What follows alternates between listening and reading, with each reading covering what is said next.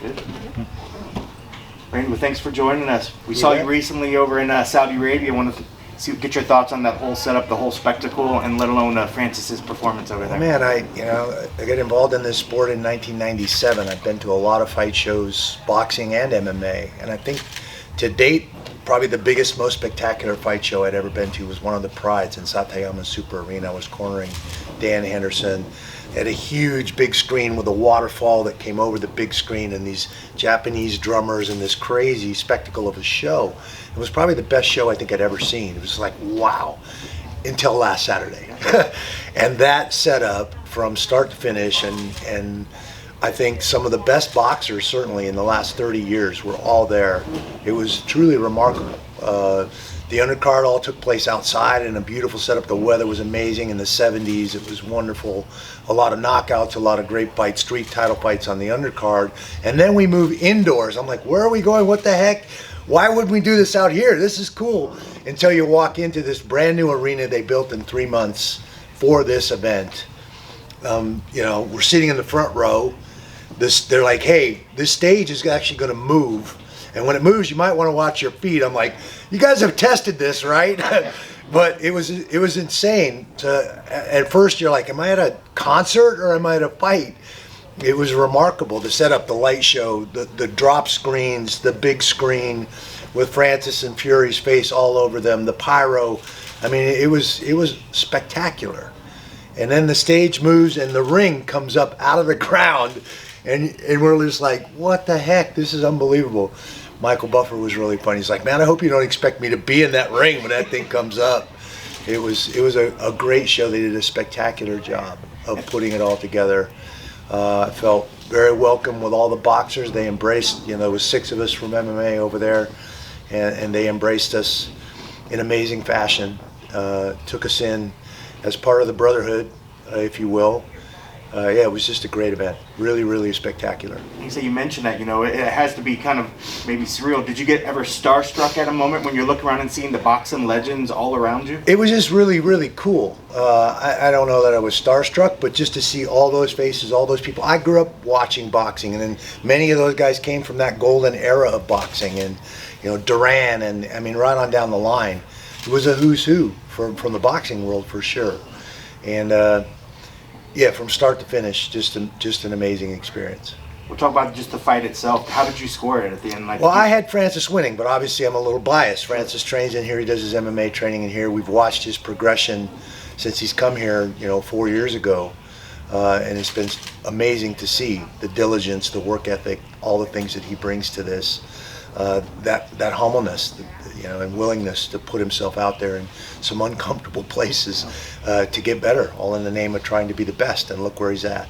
I obviously thought he did enough to win that fight. He landed the most power shots. He was the aggressor for a lot of those rounds. I think he got a little tired in the 6th, 7th, and 8th, but came back strong in the 9th and 10th round, and obviously the 3rd round knockdown, I think, shocked everybody. I think everybody jumped to their feet and didn't sit back down for quite a while after that. So it was a great performance by him. A split decision, honestly, either way is a win, certainly for MMA, for the PFL, and for Francis. So he shocked the world on Saturday night. Did you get a chance to talk with him afterwards? And if you did, what sort of things did you say to him? Yeah, I didn't get near him. There was, you can imagine the mob scene after all of that. So I haven't had a chance to see him or talk to him since all that went down. And we've seen crossover fights that happened before that didn't happen so well, and then we see Francis go out there and put on such a good sport. Do you think that now we're going to see more of these crossover fights because we've seen now an MMA guy represent the, MMA well? Yeah, I think the door's opened. Obviously, Jake Paul opened that door a while back. The only guy that's come the other way has been James Toney in 2008, and as a top-level boxer trying his hand at MMA. So I'm anxious to see if we get another top-level boxer that wants to try his hand in the smart cage, make his way in there. I think you give them the time to get their feet under them, learn the other things, just like Francis has been doing for the last 3 or 4 years, learning that part of the game. And I think that's what James didn't spend enough time doing, is learning some MMA. It's a different, they're apples and oranges in many, many ways. Jumping back to MMA and Extreme Couture specifically, now you guys have another new champion here in town.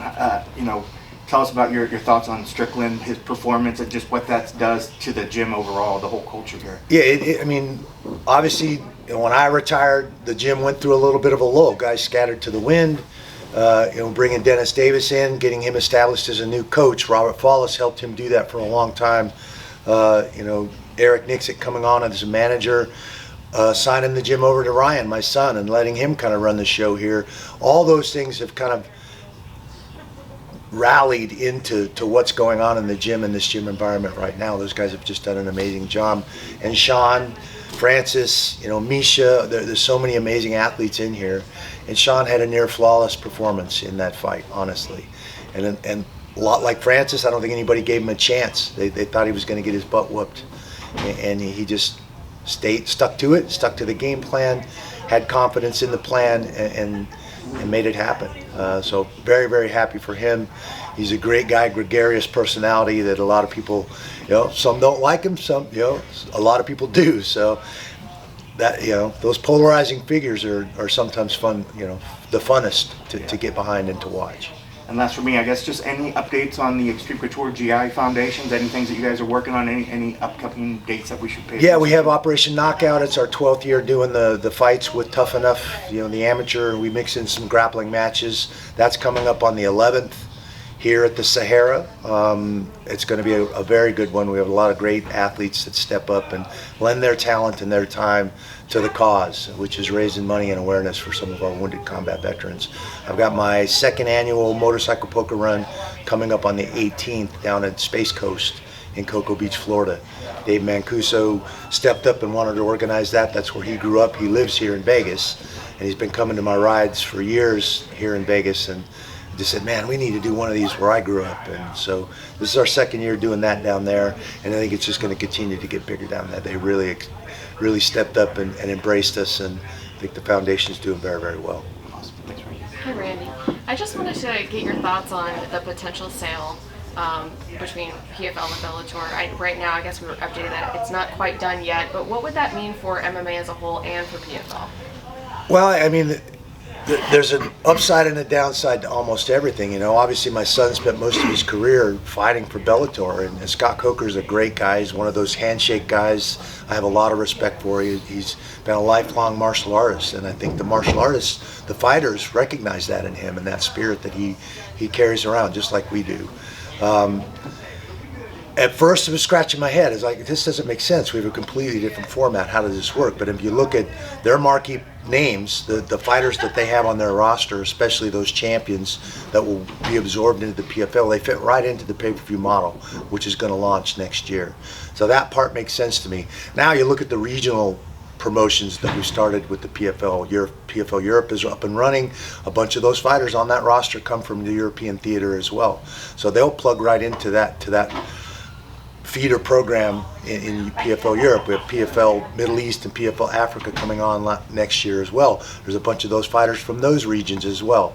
So, although there's 250 fighters on that roster, and I hate to see any of the fighters get cut and not have a place to go fight, we'll see how many of them actually fit into the PFL model, and the regional promotions, the global promotion, and then obviously the pay-per-view promotion launching next year as well.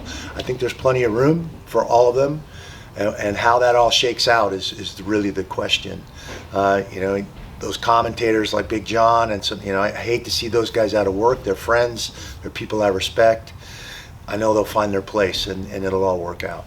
How exciting would it be to have Bellator champions versus PFL champions on one super fight card? I think it would be amazing. I think that it's one of those things that hasn't really happened. Obviously we were trying to facilitate, myself and Fedor Emelianenko, Pride versus the UFC back in the day, and there was just no way to make that work. I think the PFL has an open mind about a lot of that stuff and is willing.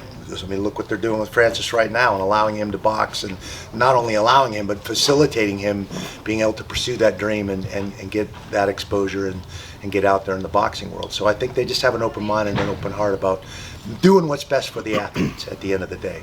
And is there anybody on this PFL Finals card that you're most excited to see? Man, there's so many good fights. I get excited every time I see Collard step out there. He's just a remarkable man. And all the things that he's been through in the last few seasons, to see him finally in the finals. Goldsof's another one that we've expected to be there and just hasn't put it all together to be there yet.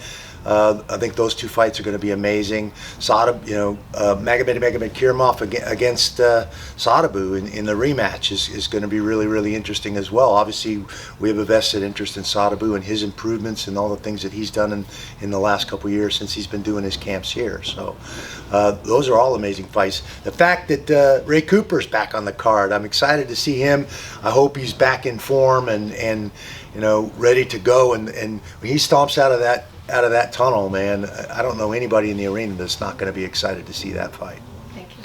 Can you talk about how your thoughts on just the season as a whole, how the season kind of started rocky, you lost champions due to suspensions, but the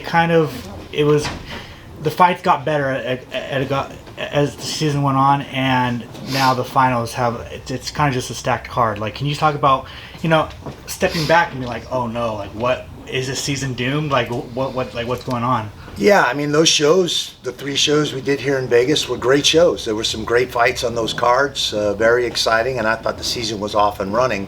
And obviously to have the tests go the way they did, that certainly didn't sit well. Something stunk to me, and that's just my opinion. How many seasons have we done now, not had a single positive test, and then we come to Vegas for 3 shows and we have 10?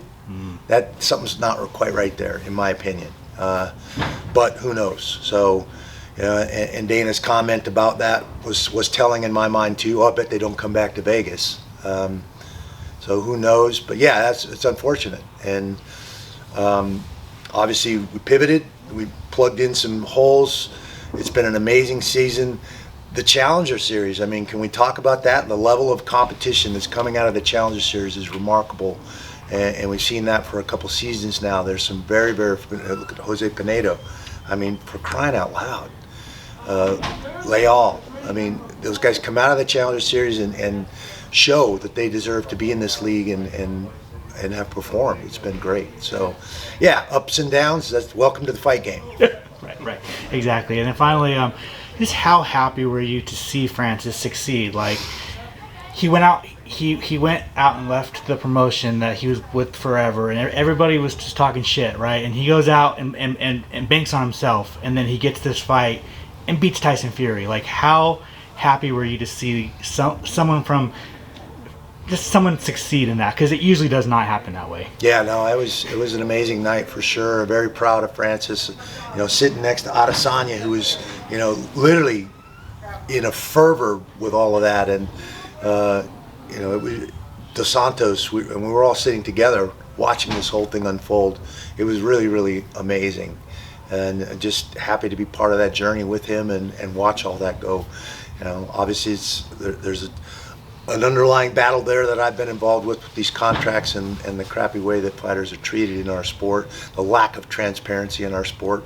I've been fighting that since '06, and even before that, if you go all the way back. And so for Francis to step up, for Jake Paul to be poking and shining a light on some of the issues and growing pains that we have in our sport, I think all that stuff's great, and we need to continue that. And we need organizations that have an open mind and an open heart like the PFL to continue to flourish as well. Randy, you mentioned the success of the Challenger Series there. I mean, the big storyline is Impa Kasanganat. He fought at the beginning of the Challenger Series. He showed up to Vegas as just a showcase fight. He showed up mid-season, and now he's in the finals. Can you touch up a bit on his story and how it's cool to see him? Yeah, what an incredible guy. I mean, we have so many of these very interesting stories. We talked about Clay Collard and all the things that he's been through in the last 4 seasons.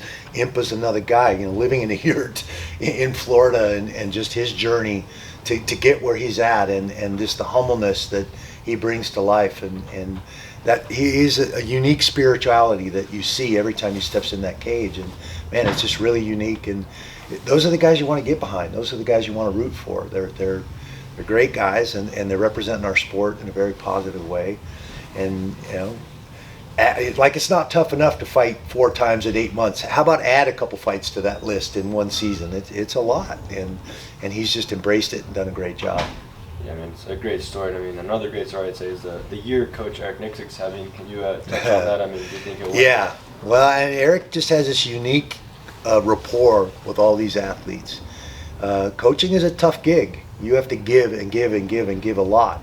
and you get a lot, you don't get a lot of thanks, you don't get a lot of pats on the back. So happy to see Eric getting the accolades and the recognition that he deserves for all the things that he does for these guys in this facility on a daily basis. So that it's just been really, really cool to see him come into his own. Here's a guy that came from the football world, was coached by his father, learned a ton from his mentor, his dad. And now he translates all that to these guys. Emotionally, psychologically, gets them dialed in, not just technically and physically, but all the facets of the sport. He understands how they fit together. And that's what I think comes out. Hey, Randy. When we think about what Shawn Strickland did to win the championship when he was considered such an underdog, and then what Francis Ngannou did when the boxing community, me included, I cover both sports, didn't give him any shot really and thought he was going to get embarrassed. What does that say about the caliber of coaching in this facility to be able to pull off performances and results like that? Yeah, I just think we've created a unique environment where these athletes can, our motto is check your ego at the door. It's only going to get in the way. And these guys do that. We have an amazing staff, an amazing group of guys. It's a family in here. Iron sharpens iron, so one man sharpens another. That's exactly what we do in here every single day. And I think that shows. We don't just focus on the physical skills that we develop and coming up with game plans and all that, but dialing in the psychological skills, the mental skills it takes to deal with the adversity of fighting is all part of the package here at Extreme Couture. Eric, Ryan, Dennis Davis, the staff here, Gil Gordato, right on down the line, they've all either been fighters and understand what it's all about, or they Nate, I mean, there's just so many guys in here that throw it all out there and are willing to give until sometimes it hurts. Kenny asked you about like the boxing legends that were around last weekend. Did you make any friends in boxing that weekend? Did you hang out with any of them? Oh man, hanging out with Roy Jones and Slim and having Duran photobomb me and jump into one of my videos. It was surreal. It was a really, really fun experience. Michael Spinks, at the big dinner, sitting with Michael Spinks and it was just almost surreal hanging out with all those guys and the warmness that they embraced us with was really cool. It was great. We had Ray Sefo in here earlier and asked him, how likely we could see a super fight pay-per-view headliner with Kayla Harrison and Chris Cyborg should the acquisition of Bellator go through. If that was available in 2024, there's rumours of a 2-fight deal with Deontay Wilder and Francis Ngannou, maybe having one of those in the PFL Smart Cage. Considering all of the possible options that could be available to PFL, what's the one super fight you'd like to see? I think Kayla and Cyborg is one that everybody's talked about for a while now, and that would be an amazing fight, honestly, and to witness Kayla's journey, from just being a judoka, arguably the best judoka we've ever produced, but her transition and her willingness to put herself out there in some uncomfortable spots and answer all the questions and progress as fast as she has to the athlete that she is. I think Cyborg would be an amazing test for her. And I know that she's chomping at the bit to get back in there, and I'm excited to see her back on the card against Julia Budd in the finals. I know she wanted to be in this season, and she wants Pacheco back for sure, but it'll be interesting to see how that goes. I was very impressed with Deontay Wilder when we interviewed him at the playoffs in New York, and his willingness to genuinely consider stepping in that smart cage and making the transition and trying his hand at MMA is I think, a tribute to the warrior spirit that he's walking around with. He's a formidable athlete.